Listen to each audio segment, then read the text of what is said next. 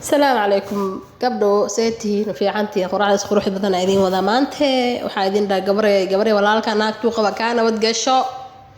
gabaray walaalka naagtu qaba kaana wad gasho gabaray naagtu walaalka qaba kaana wad gasho mar saddexaad saas ku leey gabadh walaalka qabo waxa laga inay duruufo badan walaalka ugu sabrayso xaquuq badan ay ku lahayd inay iska ilowday oo ilaaweys ilmaheeda daraadeed waxay dhaleysay idinkeedii waxay idin taraayaan oo idinku abtirsanayaan waxaan ku dhahay wax walba oo maanta oo ayada haysto war uma haysid walaasha kula dhalatay ismaan dhaafaysid macdaali gabar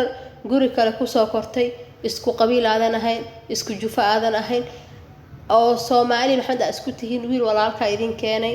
maanta ay isfahmeen inaad maalin ilaahay keenad ku dhiganaato aad haysatid waa ku sharaf xumo aniga waxaan aaminsanahay gabar akhlaaq leh tarbiya leh